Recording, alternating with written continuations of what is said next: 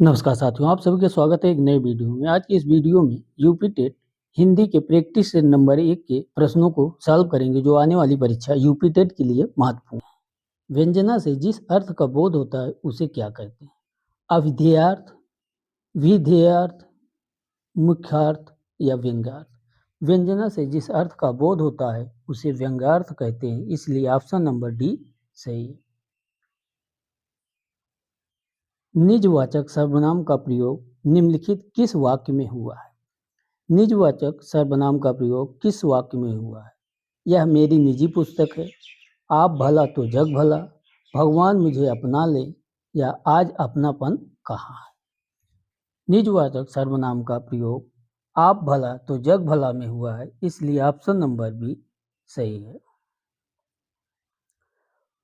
प्रविशेषण कहते हैं। प्रविशेषण किसे कहते हैं? परिणाम बोधक विशेषण को, सर्वनामिक विशेषण को, संख्यावाचक विशेषण को, या विशेषण के विशेषण को।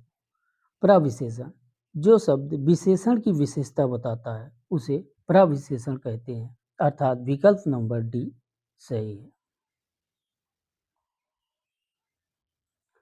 इनमें से कौन सा अर्थ अंगूठा चूमना मुहावरे के लिए प्रयुक्त होता है?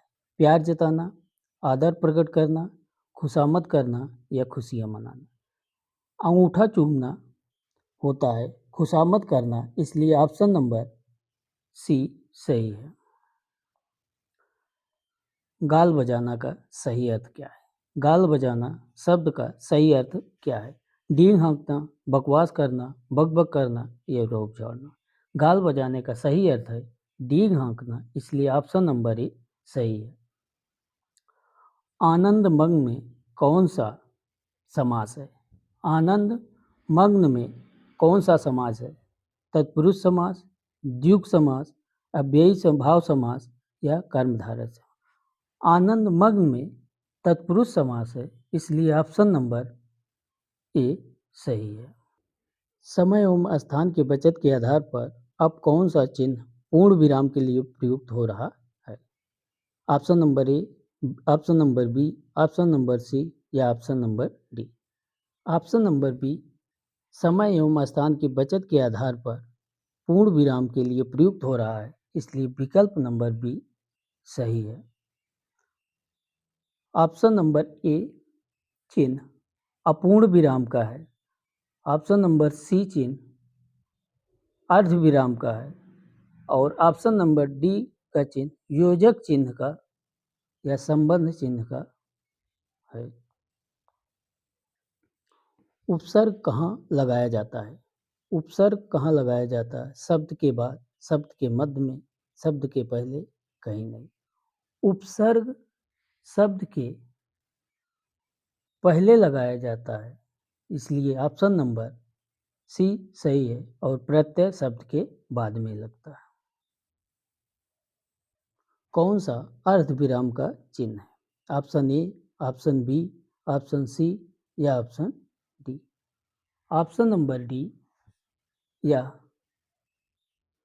अर्ध विराम का चिन्ह है। ऑप्शन नंबर ए विस्मय बोधक चिन्ह है, ऑप्शन नंबर बी अल्प विराम है, और ऑप्शन नंबर सी या प्रश्नवाचक चिन्ह है। संधि के कितने प्रकार हैं? संधि के कितने भेद हैं? संधि के 3 भेद हैं, इसलिए ऑप्शन नंबर डी सही है। स्वर संध, व्यंजन संध और विसर्ग संध। लेकिन किस भाषा का शब्द है? अरबी, फारसी, हिंदी, अंग्रेजी? लेकिन फारसी भाषा का शब्द है, इसलिए ऑप्शन नंबर सी सही है।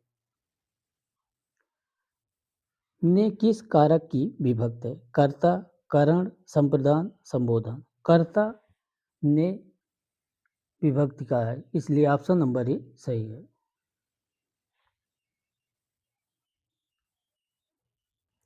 निम्नलिखित वाक्य का शुद्ध रूप चिन्हित कीजिए। आपका पत्र सा धन्यवाद मिला। आपका पत्र मिला धन्यवाद। आपका पत्र धन्यवाद सहित मिला। सा धन्यवाद आपका पत्र मिला। दिए गए विकल्पों में से विकल्प नंबर सी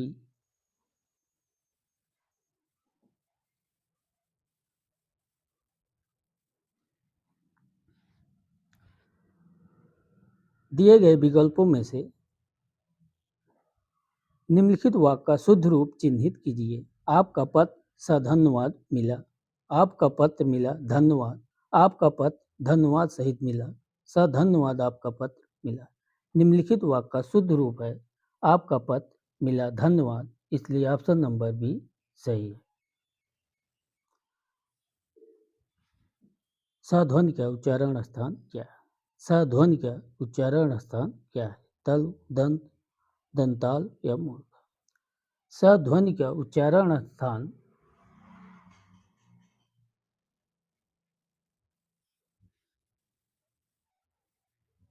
सध्वनि का उच्चारण स्थान क्या है?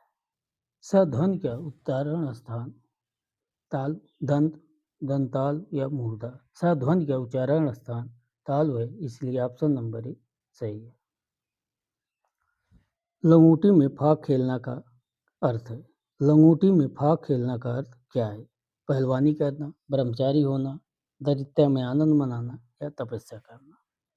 लंगूटी में फाक खेलने का अर्थ है दरिद्रता में आनंद मनाना, इसलिए ऑप्शन नंबर सी सही है। अंबर का अनेकार्थ शब्द है। आकाश कपड़ा, अमृत पानी, आकाश चमक या कपड़ा सोना? अंबर का अनेकार्थ शब्द आकाश और कपड़ा है, इसलिए ऑप्शन नंबर ए सही है। वह घर पहुंच गया। इस वाक्य में पहुंच गया निम्नलिखित में से किस क्रिया का उदाहरण है? प्रेरणार्थक क्रिया, द्विकर्मक क्रिया, पूर्णकालिक क्रिया या संयुक्त क्रिया? वह घर पहुंच गया इस वाक्य में पहुंच गया संयुक्त क्रिया है, इसलिए ऑप्शन नंबर डी सही है। इनमें से कौन सा अर्थ आंख लगना मुहावरे के लिए प्रयुक्त होता है? गहरी निद्रा में सोना, नींद आना, आंख का चिपक जाना, अशक्त होना? आंख लगने मुहावरे का सही अर्थ नींद आना है, इसलिए ऑप्शन नंबर बी सही है। सीता स्कूल गई, यह वाक्य निम्न में से किस काल को दर्शाता है? सामान्य भूतकाल, पूर्णकाली, पूर्ण भूतकाल, आसन्न भूतकाल या संभव भूतकाल? सीता स्कूल गई यह आसान भूतकाल को दर्शाता है, इसलिए ऑप्शन नंबर सी सही है। कौन सा वाक्य सामान्य वर्तमान काल का है? कौन सा वाक्य सामान्य वर्तमान काल का है? वर्षा हो रही है, वह कलकत्ता जाता है, सीता बाजार जाती है, रमेश ने समाचार पढ़ा?